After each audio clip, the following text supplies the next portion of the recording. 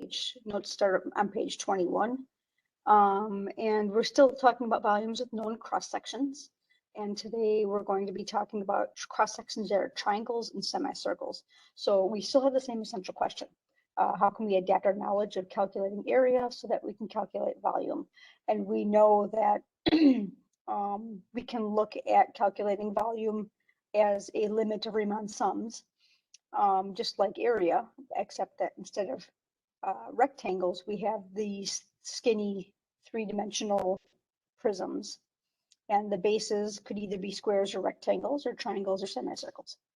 So they're cross sections, excuse me, could be those shapes. So let's just recall from geometry here, since we're dealing with these cross sections, what these equations are.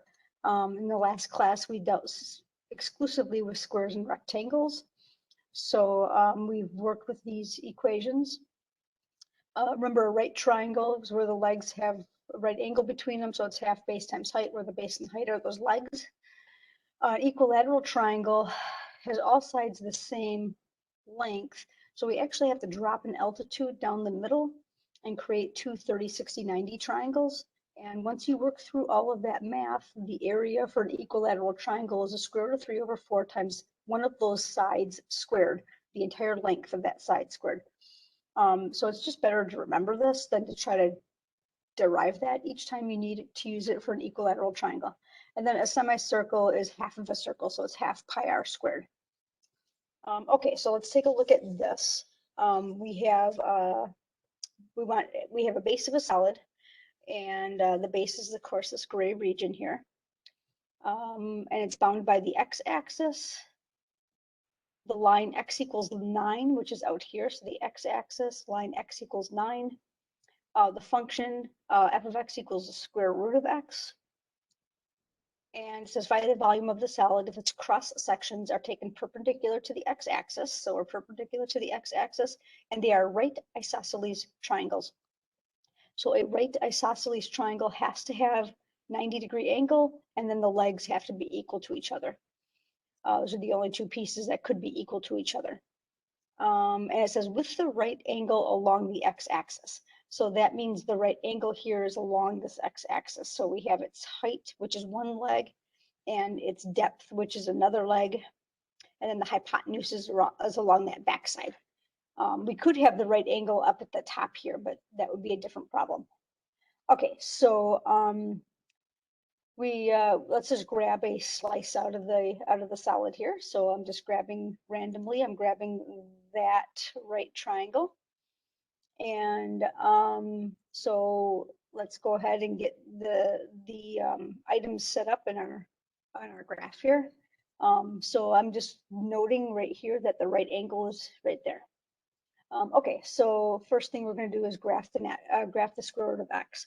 So 0, 0, 1, 1, we have to come out here to 4, 2, and then way out here to 9, 3. Now we can get a nice curve approximated through those points. So we know this is our base.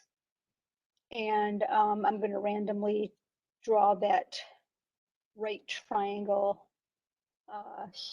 here along that x-axis. So we know that the leg of this right triangle along the base in the base here, in the plane of the base, that leg goes from the x-axis up to the function. We're going to call that s. And then since it's isosceles, then the altitude would be s as well. So our area function, our area equation from geometry is 1/2 s squared, according to these variables. S is the square root of x because that's the distance here from 0 to the square root of x. So our area function then is 1/2 x. So we're going to integrate that from 0 to 9.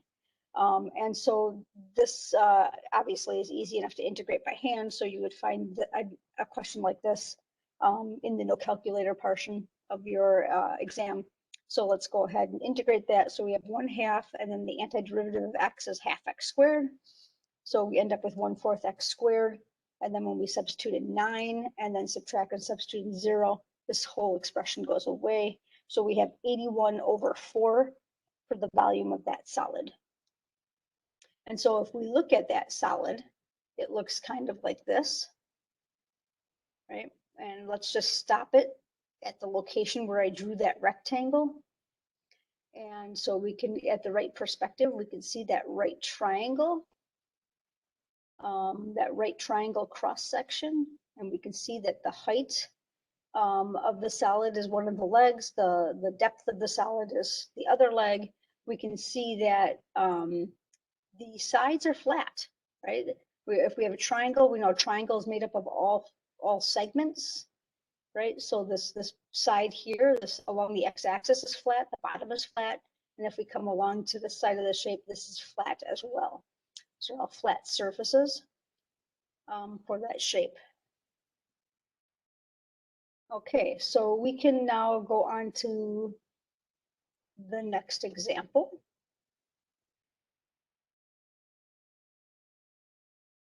Okay, so the next example here is we have a base of a solid bound by the x-axis, the y-axis, the function y equals the square root of 4 minus x, so that's parabolic. And it says find the volume of the solid if its cross sections are taken perpendicular to the y-axis and are semicircles. So we can see here the red axis is the y-axis, the green axis is the x-axis, and we have these semicircles that are kind of creating this dome over this region that is this base, which is a parabola. So if we take a look at what that is like, here's our base of our solid. It's along that parabola, x and the y-axis. And so we're going to start building semicircles. And we're going to start building those semicircles up along the y-axis because we're perpendicular to the y-axis. So it creates almost like a, I'm going to stop it there actually because, you can kind of see that dome shaped. It's easier to see it if I don't finish the solid. Almost like an amphitheater dome, like an outdoor air theater.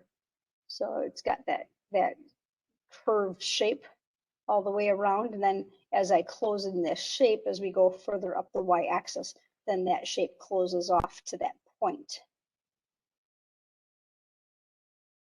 So it goes all the way down to that point. It makes it harder to see into the shape. So we have that kind of domed shape. And so we're going to go ahead and draw that here. Here's my semicircle that I'm going to slice out of there. And I'm going to draw it right here, right? It's perpendicular to the y-axis. So there's my semicircle. I'm not going to kind of fudge this, make it look good. That's really all I need to do. But here's the tricky part about this problem is the area of this is half pi r squared, but the radius goes from the center to the edge, right? So the radius is half the length of this function. So it's half of, that radius is half of this x value, right? This is the x-axis here. So we're going horizontally parallel to the x-axis or perpendicular to the y.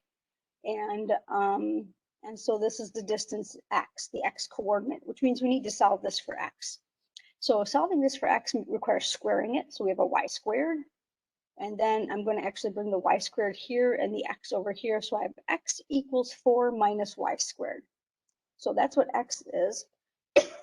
So I have 1/2 of that value for my radius.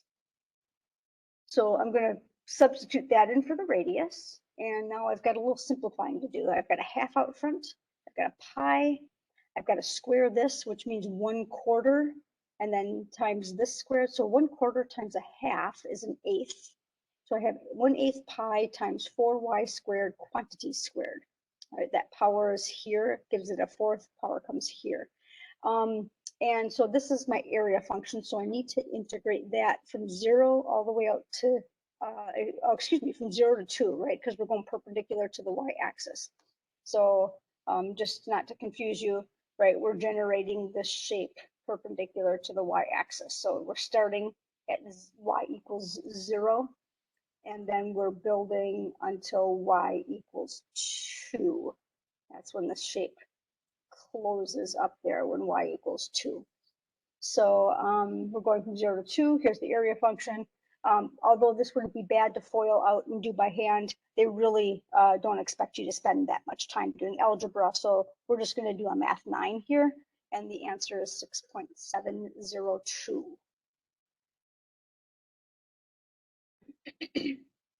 For example 3 now, we're back to having the base of the solid bounded by the function x squared plus y squared equals 4. So think about that. We had this in the previous day.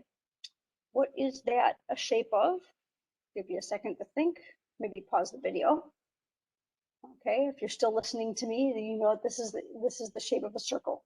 So our base is circular in shape. So remember, we have probably 24 functions that I really expect you to know the shapes of just by looking at the equations, and this is one of them. So it says find the volume of the solid if its cross sections are taken perpendicular to the x-axis and the cross sections are equilateral triangles. Okay, so we're going to use that equilateral triangle expression.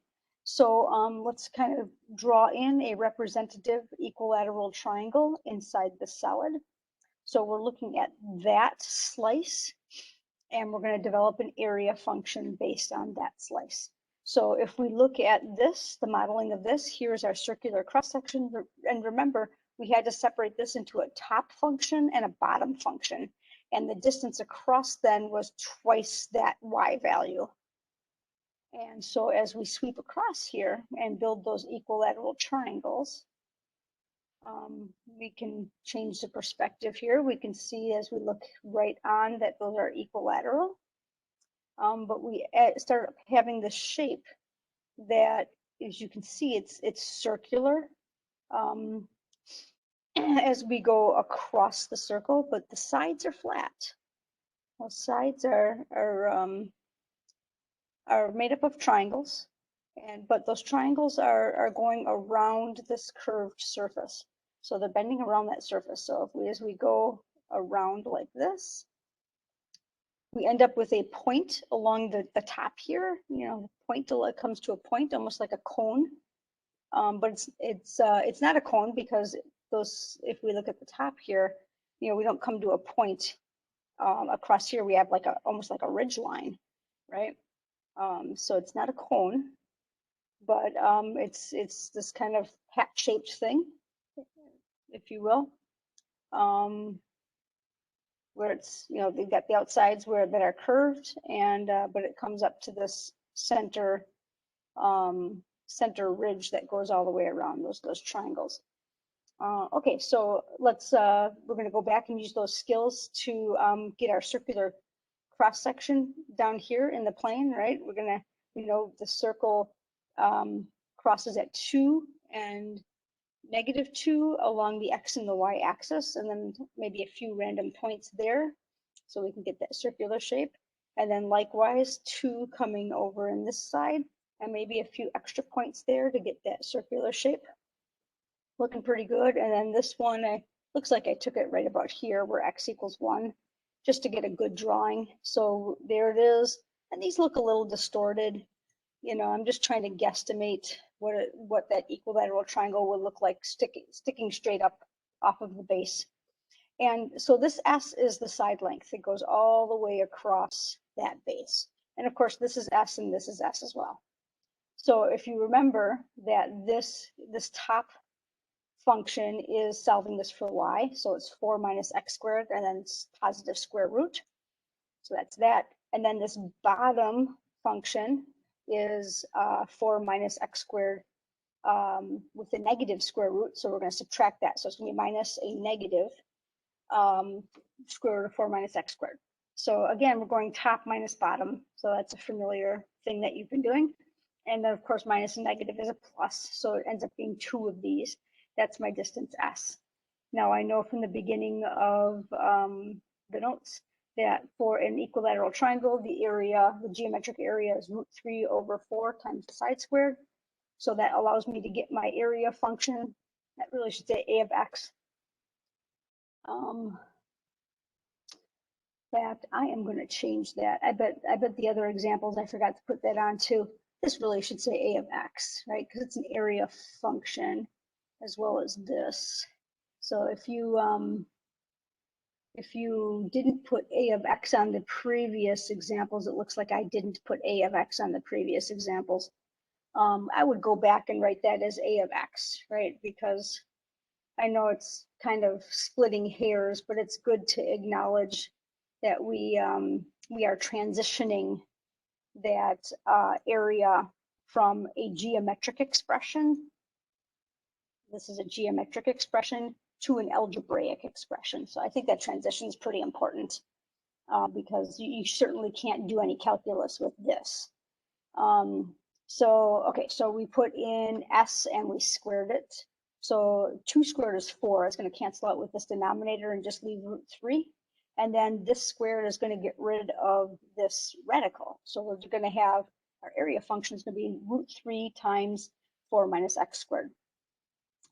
Okay, so really, we could factor out the root 3, do an antiderivative, and then of course going from -2 to +2. We really could do this by hand. This is a toughie. I'm not sure if this would show up on a calculator or a no calculator part. I could see it going either way here. So I just grabbed my calculator and did a math 9. But you certainly could have integrated this and then just put the square root of 3 on the end.